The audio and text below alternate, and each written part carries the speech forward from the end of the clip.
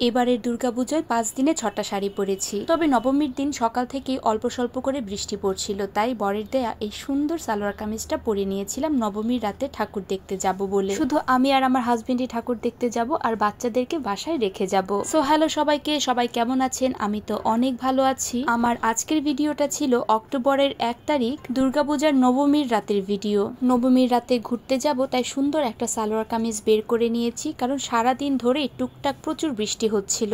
প্রতি বছর দুর্গাপূজার নবমীর রাতে আমি আর আমার হাজবেন্ড দুজনে মিলেই শুধু ঠাকুর দেখতে বের হই আর বাচ্চাদেরকে বাসায় রেখে যাই, কারণ দুর্গাপূজার ষষ্ঠী থেকে অষ্টমী প্রতিদিনই তাদেরকে নিয়ে বের হচ্ছি, বাইরে খাওয়া দাওয়া করছি টুকটাক করে। শুধু নবমীর রাত্রটাই চেষ্টা করি দুজনে মিলে বের হওয়ার, দুজনে মিলে ঘোরাঘুরি শেষ করে তারপর বাচ্চাদেরকে নিয়ে আবার রাতের বেলা বের হই। এই দেখো, কথা বলতে বলতে কিন্তু আমি রেডি হওয়াও শুরু করে দিয়েছি। আজকে আমি যে জামাটা পরেছি এই জামাটা সপ্তমীর দিন দিনের বেলা আমার হাজবেন্ড আমাকে কিনে দিয়েছিল দুর্গাপূজা উপলক্ষেই।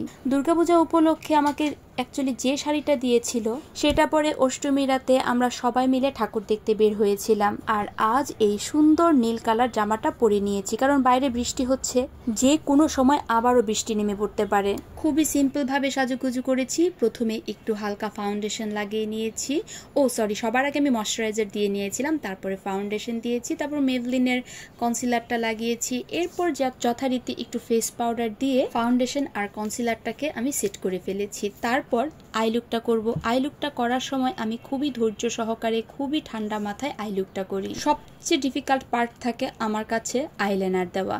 দেখো কি সুন্দর করে আমি আইলাইনার দিয়ে ফেলেছি। আইলাইনার যদি খুব সুন্দর করে আমি দিতে পারি তাহলে মন থেকে একটা স্যাটিসফ্যাকশন আসে যে না, আমার সাজুগুজুটা ঠিকঠাকভাবে হয়েছে। এইবার টেকনিকের এই মাস্কারাটা দিয়ে নিচ্ছি। এই মাস্কারাটা এত ভালো, কোনো ধরনের ফলস লেস লাগানোরই প্রয়োজন হয় না। যাই হোক, আমার এখানে আইলাইনার, মাস্কারা এগুলো দেয়া শেষ।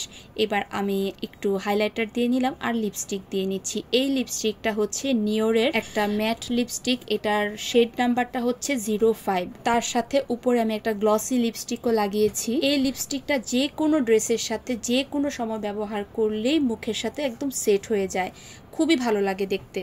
আর এই যে ভিডিওটা শুরু করার আগেই আমি আমার অর্নামেন্টসগুলো, মানে কি কি পরবো কানের, গলার, হাতের, সেগুলো ঠিক করে রেখেছিলাম। সেগুলোই একে একে পরে ফেলছি।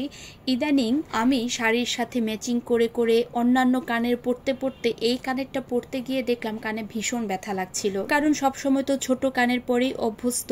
তো ম্যাচিং করে কানের দুলগুলো পরতে পরতে কানে দেখলাম ব্যথা লাগছিল। যাই হোক, এবার আমি আমার ওড়নাটাকে সেট করে নিলাম। এই তো কথা বলতে বলতে কিন্তু আমি মোটামুটি রেডি হয়ে গিয়েছি। সিঁথিতে একটু সিঁদুর ছুঁয়ে নিলাম, কপালে একটা টিপ পরে নিলাম। তাহলেই তো বিবাহিত মেয়েদের, বিকালবেলায় চুলটা স্ট্রেট করে ফেলেছিলাম আর সেদিন চুলটা খোলাও রেখেছিলাম তার জন্য, তাই সেদিন আর চুলটা একদমই বাঁধিনি। দেখলাম যে সালোয়ার কামিজের সাথে খোলা চুলটাই বেশ ভালো লাগছিল। কেমন লাগছে আমাকে অবশ্যই কমেন্ট বক্সে জানাবেন। তবে খোলা চুল নিয়ে ঘুরতে বের হয়েছি বললাম, বাইরে কিন্তু বৃষ্টিও হচ্ছিল টুকটাক করে, তাই সেদিন রাতের বেলা ঘুরতে যাওয়ার পরে কি অবস্থা হয়েছে আমাদের তা জানতে হলে কিন্তু নবমীর রাতে যে আমরা ঠাকুর দেখতে বের হয়েছিলাম সেই ভিডিওটা অবশ্যই দেখতে হবে। কি যে একটা ঝামেলার মধ্যে আমরা পড়েছিলাম তা আর কি বলবো।